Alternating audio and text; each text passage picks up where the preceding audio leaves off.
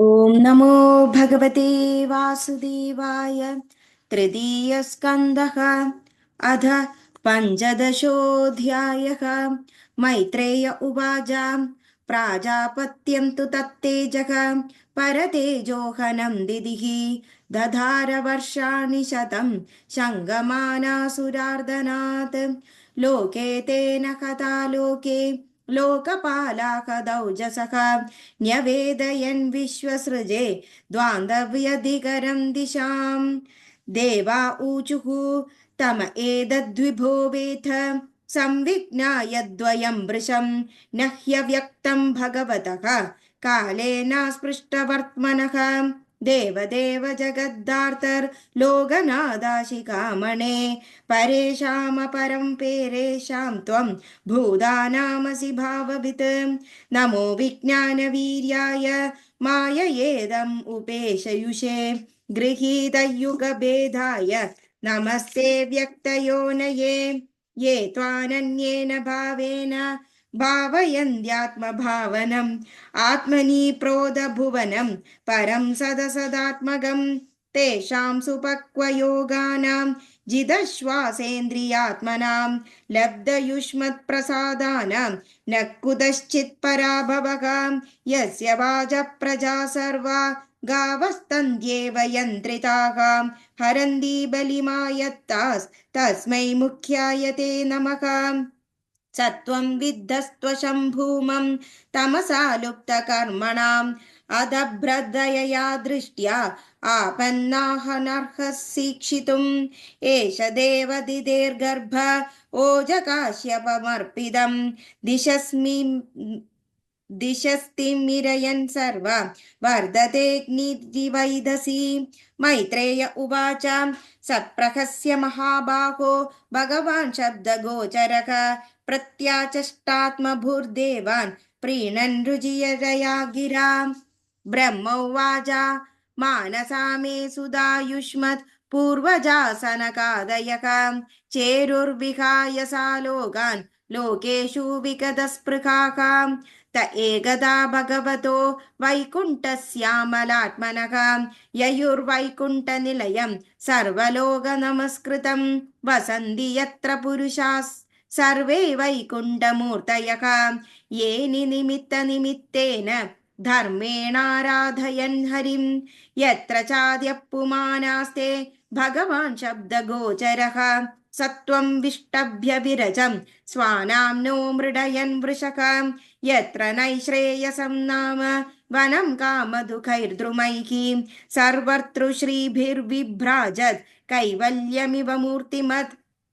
वैमानिका सललनाश्चरितानि यत्र गायन्ति लोककलशमलक्षपाणिभर्तुः अन्तर्जलेऽनुविकसन्मधुमाधवीनां गन्धेन खण्डितधियोऽप्यनिलं क्षिपन्तः पारावत्तान्यभृतसारसचक्रवाक दाद्युः हंसुक शित्तित्तिरिर्बृहिणां यः कोलाहलो विरमते चिरमात्रमुच्चैः भृङ्गाधिपे हरिकदामिव गायमाने मन्दारकुन्दकुरभोत्पलचम्बकार्ण पुन्नागनागबकुलाम्बुजपारिजाताः गन्धेर्चिते तुलसिकाभरणेन तस्यां यस्मिंस्तपस्सु मनसो बहुमानयन्ति यत्सङ्कुलं हरिपादानमित्रामात्रदृष्टैर्वैढूर्यमारगत हेममयैर्विमानैः येषां बृहत्कटितटास्मितशोभिमुख्यः कृष्णात्मनां नरज आदधुरुत्स्मयाद्यैः। श्रीरूपिणी क्वणयति चरणारविन्दं लीलाम्बुजेन हरिसद्मनिमुक्तदोषा संलक्ष्यते स्फटिककुट्य उपेतकेम्नि सम्मार्जतीव यदनुग्रहेण न्यरत्नः वापीषु विद्रुमदडास्वलमलामृताप्सु प्रेष्यान्वित्वा निजवने तुलसीभिरीशम् अभ्यर्चति स्वळगमुन्न समीक्ष्य वक्त्र उच्छेष्टितं भगवतेत्यमदाङ्गयच्छ्रीः यन्न व्रजन्त्य कवितो रचनानुवादा शृण्वन्ति येऽन्यविषयाकु कथामधिग्नीः यास्तु श्रुता कदभगैर्नृभिरातसाराः तां क्षिपन्त्यशरणेषु तमस्सु खन्द येऽभ्यर्थितामपि च नो नृगतिं प्रपन्ना ज्ञानं च तत्त्वविषयं सकधर्म यत्र नाराधनं भगवतो वितरन्त्यमृष्य सम्मोहिता वितता बदमायया ते यच्च व्रजन्त्य निमिषामृषभानुवृत्त्या दूरे यमाह्युपरि न स्पृहणीयशीलाः भर्तुर्मिदसूयशंस कदनानुराग वैक्लव्यभाष्पकलया पुलकीकृताङ्गाः तद्विश्वगुर्वधिकृतं भुवनैकवन्द्यं दिव्यं विचित्रविबुधाग्रविमानशोचिः आपुपरामुदपूर्वमुपेत्य योग मायाबलेन मुनयस्तददो विकुण्ठं तस्मिन्नतीत्य मुनयः षडसज्जमानाः कक्षासमानवयसा वद सप्तमायां देवाववक्षत गृहीतगतौ परार्थ्य केयूरकुण्डलकिरीटविडङ्गवेशौ मत्तद्विरे फनमालिकाया निवीत्यौ विन्यस्तयासिदचतुष्टय बाहुमध्ये वक्त्रं भ्रुवा कुडिलया स्फुटनिर्गमाभ्यां रक्ते क्षणेन च मनाग्रभसम्पदादौ द्वार्येतयोर्निविशुर्मिषतोरपृष्ट्वा पूर्वा यदा पुरडवज्रगपाडिकायाः सर्वत्र ते विषमया मुनयः स्वदृष्ट्या ये स च सञ्चरन्त्यभिहिता विगदाभिरशङ्गाः तान् वीक्ष्य वातरशनां शुतरुकुमारान् वृद्धान् दशार्धवयसो विदितात्मतत्त्वान् वेत्रेण चास्कलयतामदहानदंस्तौ तेजो विहस्य भगवत्प्रतिकूलशीलौ ताभ्यामिषस्त्वनिमिषेषु निषिध्यमानाः स्वर्हत्तमाख्यभिहरे प्रतिहारपाभ्याम् ऊजुःसुकृत्तमधिदृक्षितभङ्ग ईषत्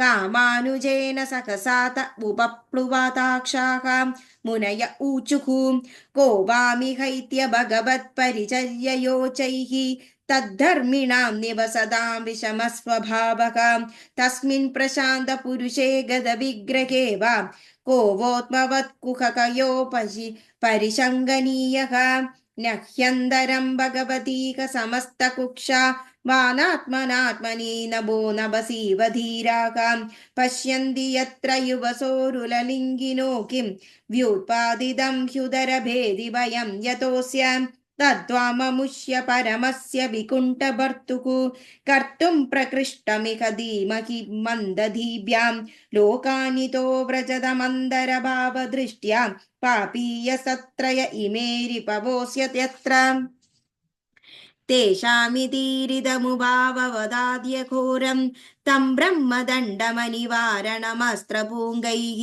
सद्यो हरेरनुचरा बुभुवुरु बिबध्य सत्तद् पादग्रहावपततामतिकातरेण भूयादखोनी भगवद्भिरकारिदण्डो यो नौ हरेदसुरकेळनमप्यशेषं मावोऽनुतापकला भगवत्स्मृतिघ्ननो मोहो भवेदिकतु नौ व्रजतोरधोदः एवं तदैव भगवान् अरविन्दनाभः स्वानाभिबुध्य सदधिक्रममार्यहृद्यः तस्मिन् ययौ परमहंस महानुमुनीनाम् अन्वेषणीय चरणौ चलयन् सहश्रीः तं त्वागतं प्रतिकृतौ पैकं स्वपुंभि ते चक्षिताक्षविषयं स्वसमाधिभाग्यं हंसश्रियोर्व्यजनयो शिववायुलोल शुभ्रादपत्र शशिकेसरशीकराम्बुम् कृत्स्नप्रसादसुमुखं स्पृहणीयं धाम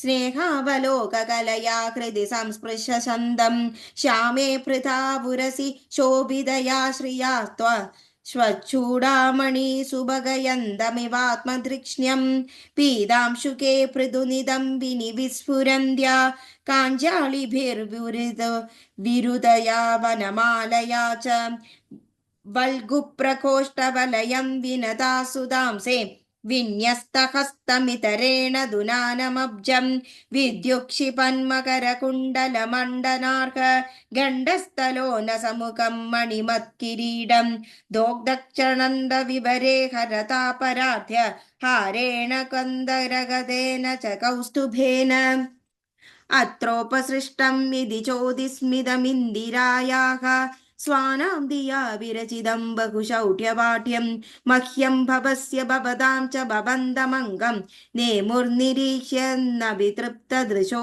मुदाकैः तस्यारविन्दनयनस्य पदारविन्द किञ्जल्कमिश्रतुलसीमकरन्दवायुः अन्तर्गतस्वविवरेण चकार तेषां संशोरमक्षजुषमामपि चित्ततन्वोः ते वा अमुष्य वदनासिदपद्मकोशम् उद्वीक्ष्य सुन्दरतरादरगुन्दहासं लब्धाशिष पुनरवेक्ष्य तदीयमाकृं द्वन्द्वं न कारुणमणिश्रेश्रयणं निदद्युः पुंसां गतिं मृगयतामिक योगमार्गैः ध्यानास्पदं बहुमतं नयनाभिरामं पौंस्नं वपुर्दर्शनयानमनस्य सिद्ध्यै रौत्पत्तिकैः समगृगन् युधमृष्टभोगैः कुमारा ऊचुः योऽन्तर्हितो हृदि गतोऽपि दुरात्मनां त्वं सोऽद्यैव नो नयनमूलमनन्तरान्तः यर्ह्येव कर्णविवरेण गुहां गतो नः पित्रानुवर्णितरका भवदुद्भुवेन तं त्वां विदाम भगवन् परमात्मतत्त्वं सत्त्वेन सम्प्रतिरतिं रजयन्तमेषां यत्तेऽनुतापविदितैर्दृढभक्तियोगै उद्ग्रन्थयो हृदि विदुर्मुनयो विरागाः नात्यन्तिकं विगणयन्त्यपि ते प्रसादं किं स्वज्ञर्दर्पितभयं ब्रुव उन्नयस्ते योऽग्नेदं दङ्घ्रिशरणा भगवत्कथायाः कीर्त्यन्यतीर्थयशसः कुशलारसज्ञाः कामं भवस्व व्रजिनैर्निरयेषु दस्तां तेजोळीवद्यदि नुते पदयोरमेत वाजश्च नस्तुलसी वद्यदि तेऽङ्घ्रिशोभाः पुर्येद ते गुणगणैर्यदि कर्णरन्ध्रः पादोश्च कर्तयदिदं पुरुकूतरूपं तेनेश निर्वृतमवापलशं दृशो नः